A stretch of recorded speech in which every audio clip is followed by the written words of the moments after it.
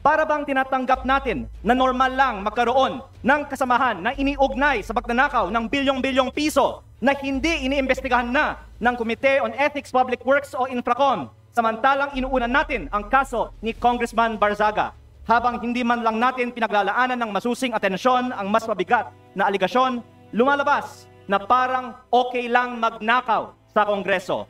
Mahiya naman tayo. Ano po ba ang mas mabigat na kasalanan? Ang magmiyaw o ang magnakaw? Ano ba ang mas mabigat na kasalanan?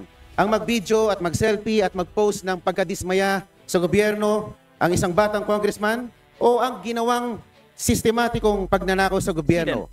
Ganito ho ba tayo kabalat sibuyas at allergic sa mga naiibang pananaw? Should our subjective judgments of Representative Barzaga's ethics supplant the will of the electorate?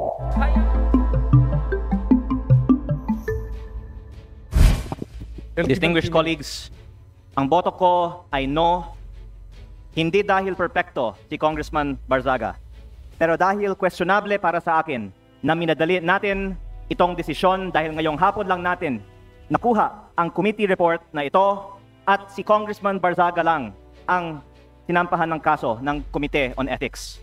Ang boto ko ay no, lalo na dahil inuuna natin ang kaso niya kaysa sa mga mas seryosong isyong kinakaharap ng isa sa mga kasamahan natin.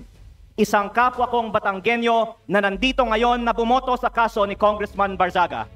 Hindi ba nakakahiya maging miyembro ng Kongreso dahil parang naging normal na meron tayong isang kasamahan na inakusahan na nagbayad para sa mahigit 100 billion pesos ng mga kontrata sa DPWH? Para bang tinatanggap natin na normal lang magkaroon ng kasamahan na iniugnay sa pagnanakaw ng bilyong-bilyong piso na hindi iniimbestigahan na ng Committee on Ethics, Public Works o Infracom, samantalang inuunan natin ang kaso ni Congressman Barzaga, habang hindi man lang natin pinaglalaanan ng masusing atensyon ang mas mabigat na aligasyon, lumalabas na parang okay lang magnakaw sa Kongreso. Nakatala na sa kasaysayan na sa gitna ng matinding kontrobersiya sa korupsyon, ito ang inuna ng Kongreso at parang lang walang mali sa ginagawa ng isa sa ating kasamahan at tayo mismo ay ngayon sumisira sa imahe ng Kongreso. Mahiya naman tayo. Mr. Speaker, distinguished colleagues, isang mapagpalayang hapon po sa ating lahat.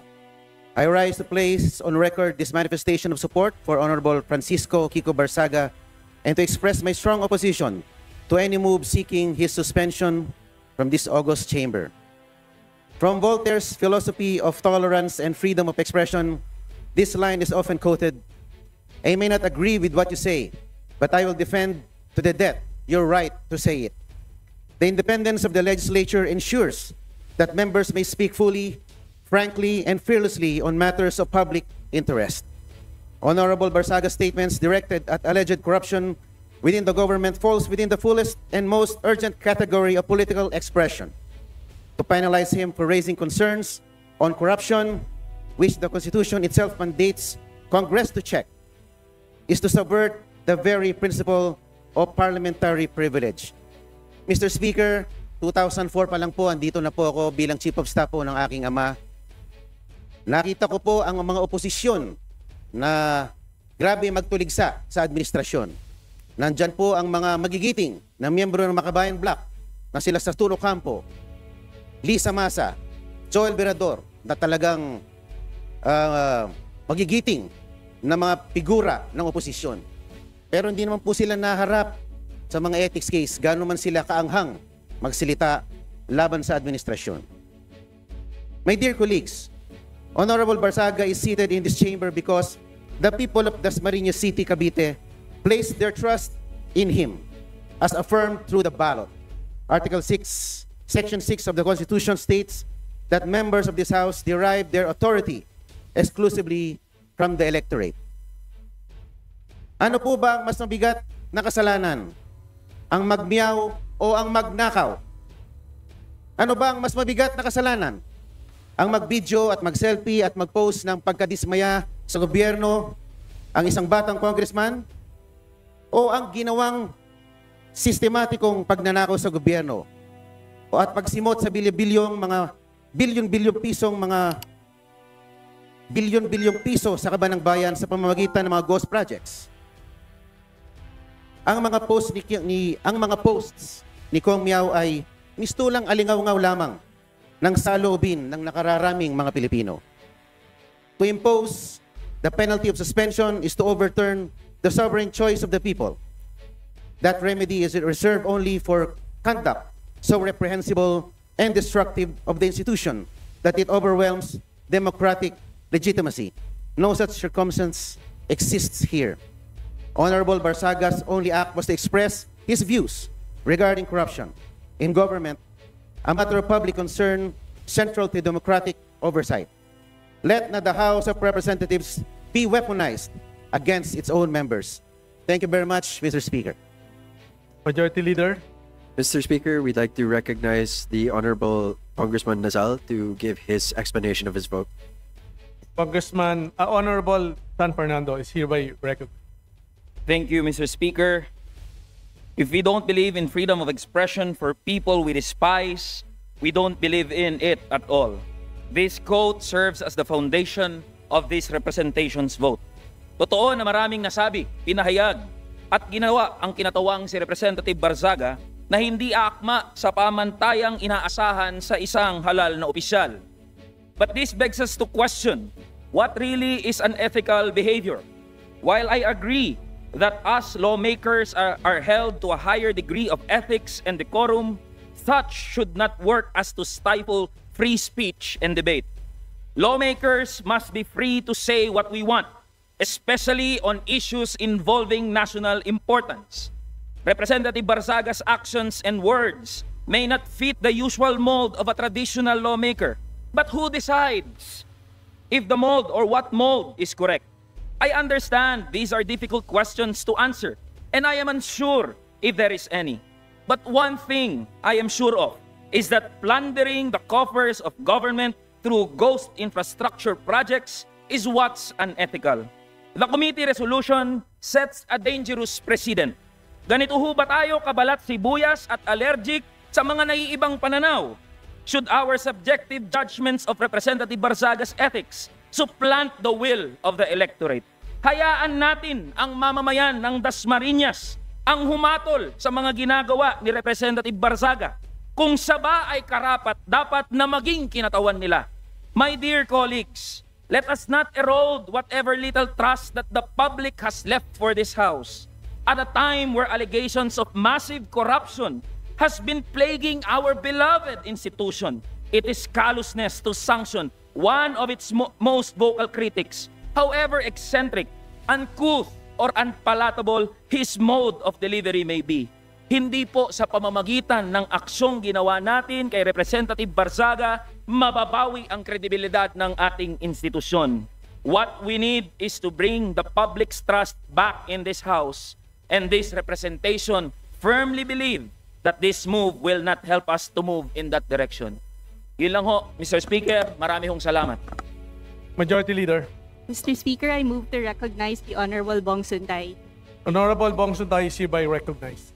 Mr. Speaker, distinguished colleagues, ang boto ko ay nakaugat sa malinaw at tahasang proteksyon na ibinigay ng konstitusyon. Proteksyon na hindi natin maaaring baliwalain dahil lamang hindi natin nagustuhan ang pananalita ng isang kasapi. Ang boto ko ay nakaangkla sa pinakamamahal na kalayaan na pundasyon ng ating saligang batas.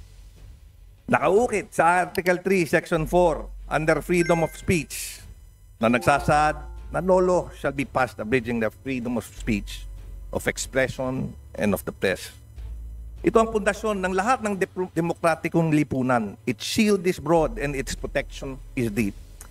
It extends even to speech that is sharp, incendiary, or inflammatory. Constitutional protection is not limited to speech that is polite, convenient, or comfortable. This freedom is not ornamental. It is the lifeblood of a democratic discourse.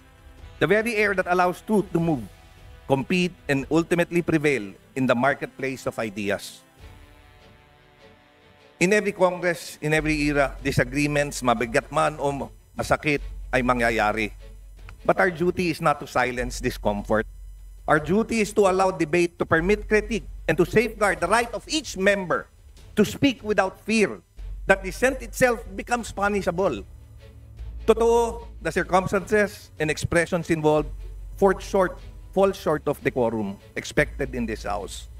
Hindi natin kinukonsinti ang pamamaraan o pagkasabi.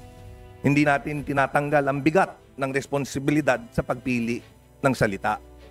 Ngunit, falling short of decorum does not remove constitutional protection. The speech may be harsh. It may offend sensibilities. It may jar our sense of propriety. But as long as it remains within the realm of expression guarded by the Constitution, this chamber cannot treat protected speech as punishable misconduct. Democracy does not mature through silence or suppression. It goes through robust exchange, matinding banggaan ng pananaw o mga malalamang diskurso ng pag-iisip kung saan ang katotohanan ay siyang huling magtatagumpay.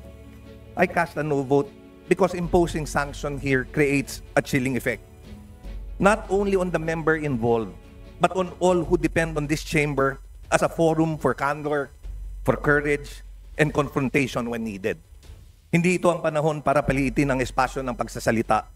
Ito ang panahon para palawakin, palakasin, at pangalagaan ito. Freedom of speech is not defended only when it is easy. It must be defended precisely when it is difficult, when the speech is unwelcome, unpopular, or uncomfortable. That is the true test of our commitment to constitutional principles. Thus, with earnest respect for this institution and with fidelity to the Constitution, I vote no, to uphold our most cherished freedom, to preserve the vibrancy of democratic debate, and to affirm the truth. The truth emerges only when ideas are allowed to contend openly and without fear. Maraming salamat po. Majority Leader. Mr. Speaker, I move to recognize the Honorable Robert Nazal for his explanation. Honorable Robert Nazal is hereby recognized. Thank you, Mr. Speaker, my esteemed colleagues. While I acknowledge the profound importance of maintaining and enforcing the ethical standards of this House, my vote of no reflects two deeply held convictions. First, although the respondent's conduct was inappropriate, crass, and unbecoming of a member of Congress, I respectfully submit that the proposed 60-day suspension is grossly disproportionate to the offenses alleged. If he has indeed acted beneath the dignity of his office, then by all means, reprimand him, hold him to account. But discipline must always be commensurate to the transgression, and in this case, I believe this august chamber is responding with excessive severity. A reprimand being the initial and least severe action should have been the proper first recourse, especially where the conduct, while objectionable, does not involve corruption, criminality, abuse of authority, or behavior so grave as to render a member unfit for office. Second, voting no does not mean condoning his acts. It is instead a principled affirmation that fairness and due process are indispensable. The resolution before us does not specify the precise acts for which Representative Barzaga is to be sanctioned. Without such clarity, how can he meaningfully defend himself before the entire House? The most basic tenets of due process require that any member must be informed of the specific statements or posts deemed punishable before the harshest penalty, short of expulsion, is imposed. If this House demands accountability, then we must likewise ensure fairness. Otherwise, we undermine the very integrity we claim to protect. Finally, this vote is also my gentle appeal to this chamber to recenter its energy on the people's mandate.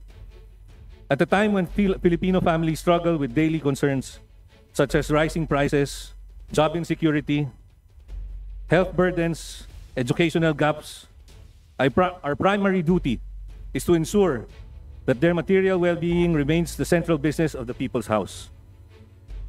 Let us not lose sight of the urgent fundamental issues that affect every household we swore to serve.